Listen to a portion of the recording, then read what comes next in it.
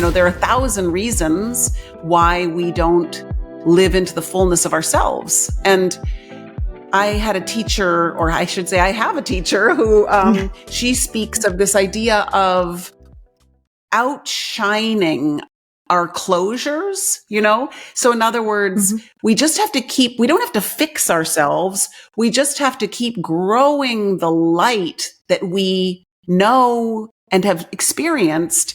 And as we grow that light, those little parts of ourselves that have been hiding come out of hiding, or they, or those little parts of ourselves that have been irritating us, they just disappear. They just because we're walking in our light. We're walking as light, and we're freeing up these other parts of ourselves.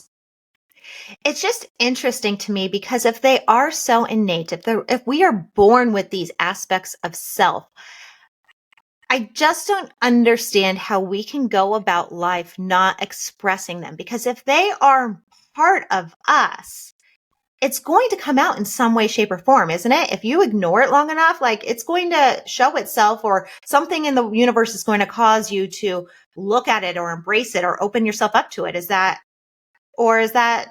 not accurate? No, it's accurate. I mean, I would just say this, it will show up. But the question is, at what level of consciousness? So, you could be a certain planet in a certain position could be showing up in its less beautiful way. It could be, you could feel controlling, or you could feel inhibited. It could be showing up, but there's a whole nother way it could show up if you add love and acceptance and compassion to that point, And by the way, I do think that astrology is one of the greatest tools of compassion, because when we can look at ourselves and see some of what we're having to deal with, not everything is easy in the chart by any means. There's a lot of difficulty, in the charts, right?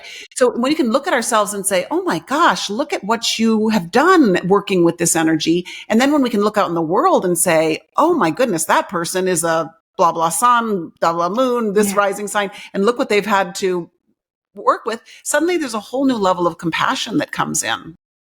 Well, it sounds like there's a level of duality in the astrological chart. There, like you said, there's some signs, there's a negative, not even negative, just not as loving aspect. And then there's there's a more difficult aspect and a more loving aspect of every sign. Yeah, just like us. Yes. I mean, absolutely. Every sign has, I've always said this with my students, every sign has its wretchedness, and every sign has its beautiful highest evolution. And we are here. Our job is to evolve the energy so that we can use it in greater love, in greater consciousness, so that we can give it as a gift to help others. Instead of obsess about our brokenness or obsess about, our own needs. And so the moment that you start to turn outward and say, how can I help you? How can I help you? That the energy gets to be used in an entirely different way.